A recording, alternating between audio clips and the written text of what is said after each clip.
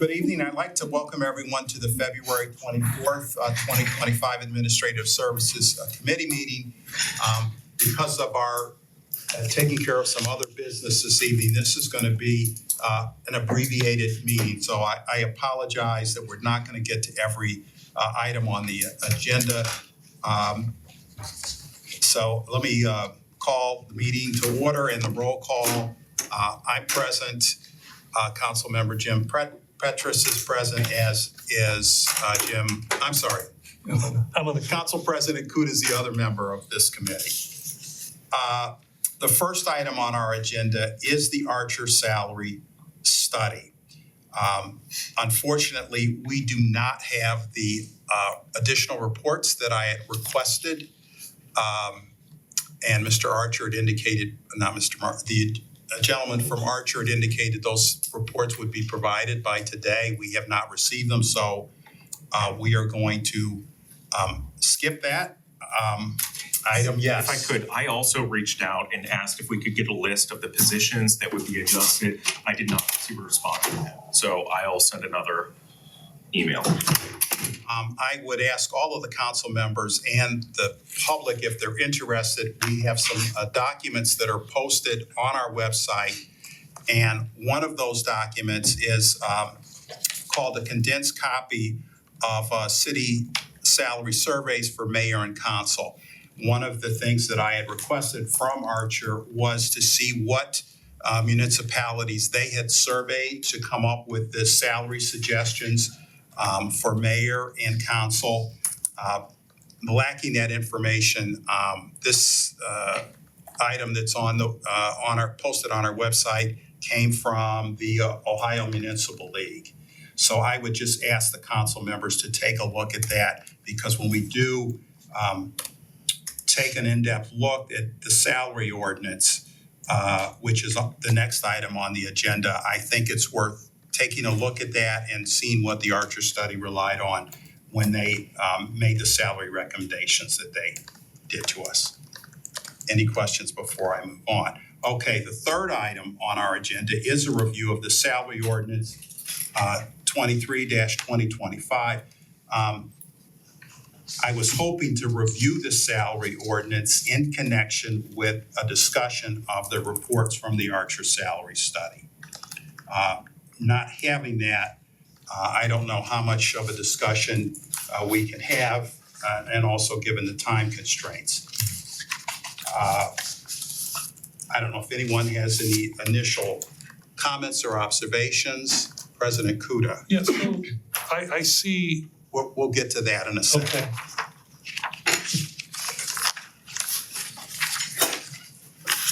Did you have a question? No, I was just letting you know his hand was up. Okay. Okay. So I did have a couple of comments or things that I wanted to throw out for consideration, and they are, again, posted on our website is considerations. And one of those pertains to increasing the stipend that we pay our board and commission members from $90 to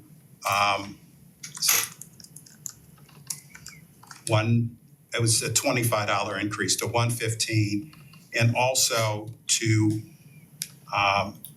add the Landmark Commission, which currently does not receive a stipend, but they are acting in a similar capacity to the Architectural Board of Review and making quasi-judicial determinations. So I think they should get compensated.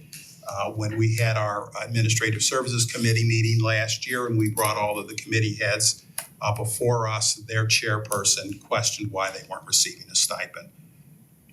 So I will be seeking to amend the pay ordinance, provided there's some consensus on council at some point that we want to do that to raise it. Yes.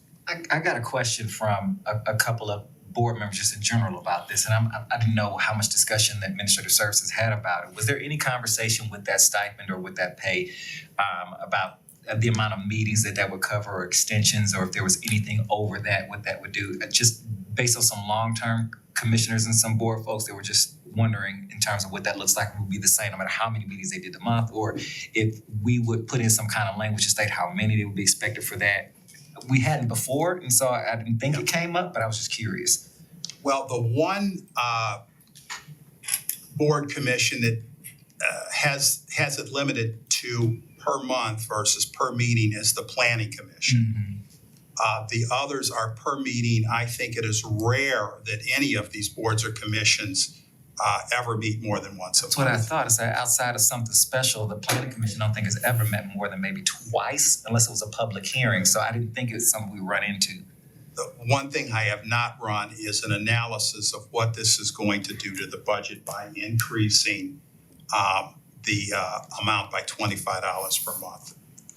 As part of that, were you adding anyone to that wasn't currently, or any commission that wasn't included? Because that would increase it more than the 25. I was just wondering how many. The Landmark Commission, Got it. which Okay. has 7 members. Okay, so there's what increased.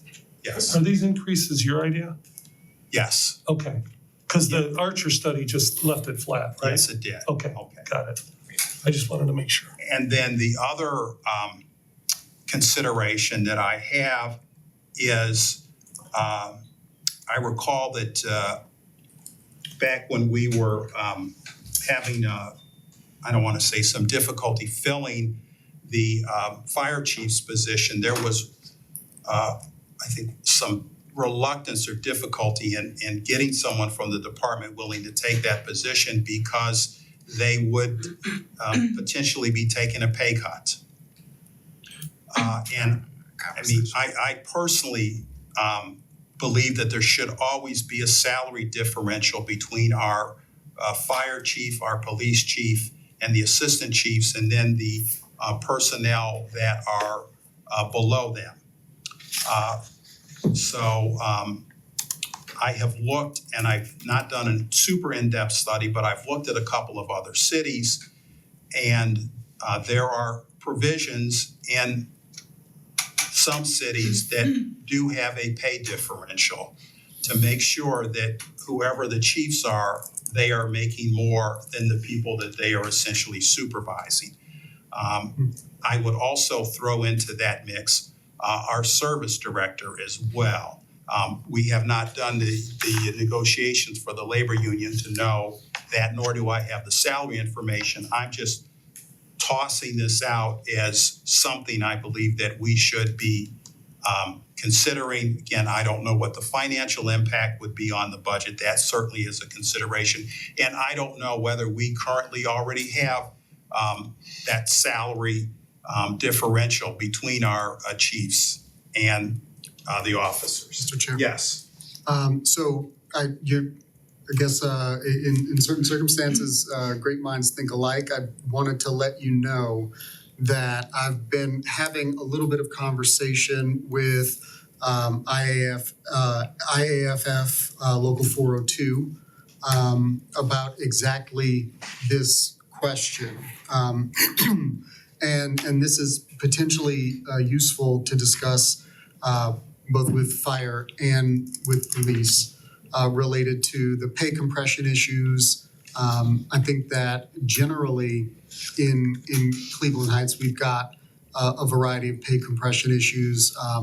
Local 402 may actually be coming to council to have this conversation as well to discuss this. I thought that it would be appropriate for them, because they brought the idea to me, to have some sort of mechanism by which the assistant chief in chief, or in the case of police, right now we don't have an assistant chief, but we could at some point in the future, some future administration, having some sort of set differential in the same way that we do between sergeants and lieutenants and battalion chiefs, and so on and so forth. And so, I appreciate you bringing that up as a possibility. I think that we will definitely have people who are interested in having that conversation with council about sort of what it means organizationally. And it's not just a question. I think it's sort of a philosophical question as well. There's the practical and the philosophical question about pay compression issues between people who are supervising and people who are being supervised in a hierarchical structure. And so I appreciate you bringing that up. I think it's an important conversation to have. And so my expectation, I don't know when or how they might be communicating with council. It might be at a subsequent meeting where this is being discussed. But I fully anticipate that that Local 402 may be coming to express their thoughts on that particular subject. Okay, so I would think whatever we're going to do for the fire and safety department, again, I don't know whether our service director is impacted by the salary compression or not. I would, philosophically, I would want to do the same thing for all three of those department heads, given that those are the three largest departments in the city, and practically speaking, the departments that the residents rely on the most to provide services.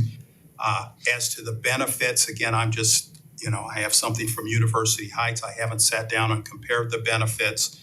I would, if we're going to go this way, this would be done in a separate piece of legislation, I think, as opposed to trying to put it into the salary ordinance, which we want to get passed sooner rather than later. I'm assuming that's the case, right? We're looking to have it go into effect. Is it traditionally in April when we try to have this done? Generally, there's no actual need for that, but generally we try to time it in coordination with the effective date of the collective bargaining unit changes that occur every year. Okay, so I would ask all the council members to take a look at that, and we'll shoot for the next Administrative Services Committee meeting to have someone in from the fire department and the police department, and if necessary, the service department.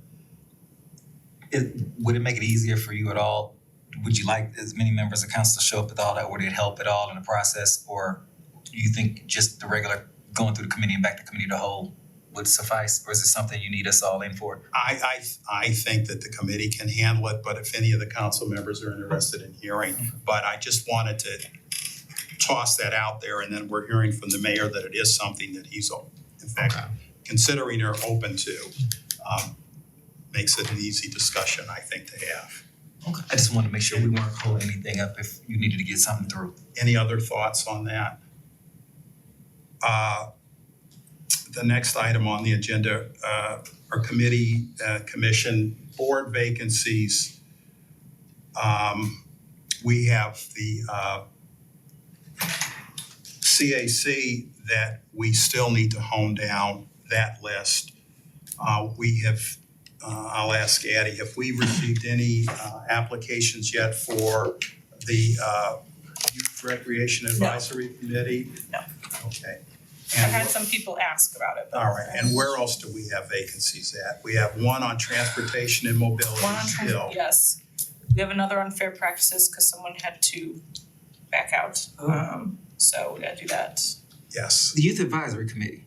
I did have a couple of people reach out to me, and I thought it was a great question in terms of how we're going about recruiting them. How comfortable are you with us pursuing that with the separate schools in the district, not just Heights, but all of our to go out there? Because there were several people that asked and said, hey, we can get these in overnight, but we don't want to step into cities, because we've done it before where we've gone to them and asked them to bring some students in, and then we kind of do it that way. Is that something? I don't want to step on toes with that, but I thought it was a great idea because we've done it before. But Personally, I'm open to whatever council members want to do in terms of approaching the schools directly. I think I maybe was looking to a council member, Russell, to be pursuing this more, since this was her idea that she wanted to have. I can reach out and ask her then what that looks like, because two other schools have asked and said, hey, is this just something for Heights kids or what's going on with that? So I'm like, what, if we can articulate it better, maybe that'll help some of our private schools and things as well, and maybe give them a certain amount of count to make sure we've got representation or something. So that's something I can talk to her about. Okay. Yes. We weren't restricting it to just CHUH. Oh, but right, yeah. I mean, that actually came up. Oh, that's right, we need It's right. from East Cleveland and University Heights, just based on, that demographics. Okay. I'll get with her. And any other And private, private schools Private and schools. homeschool and What's the number? up to 23 members. Oh, Yeah, I don't think Yeah, it's I thought that it was many. that big. It's, I didn't realize that. I thought it was like 12. Alrighty then. Okay. Because that wouldn't be a bad process, and in fact, Susanna has done it that way Oh, for 18, years. between 9 and 18. In terms of going and doing recruiting that way, she snatched me up in several that way, and just going in. It's easier if they have a number and we go in and they can say, hey, we can help. So Yeah, so between 9 and 18 members. 9 and 18. Okay. Any other comments on the committee board vacancies? And we've covered them all. I think that's it. CAC, fair practice, transportation mobility. Okay, so for the CAC, we had previously discussed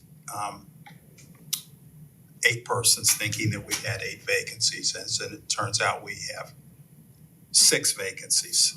So we've got to go into executive session to discuss that. If I could get a motion by someone. I don't have the words in front of me. I've got Go it. Gilda. I make a motion that we go into executive session to consider the appointment of a public official. So moved. Addie, could you call the roll? Oh, sorry, Cobb, Yes. Kuda. Yes. Actually, the only person that could have voted is. Oh, Petrus. Oh, that's right. Well, wait a minute. There's a motion by someone. Oh, that should, I don't No, think, I and I made the, I don't know if I could have just done what I just did there. Ignore. Yeah, Sorry, everything. I you motion to said. go into executive session to consider the appointment of a public official. Will you second that? I Yes, don't- I'll second. All right. Cobb, Yes. Petrus. Yes. Kuda. Yes. There were so many of us here. I Sorry, Steve. forgot.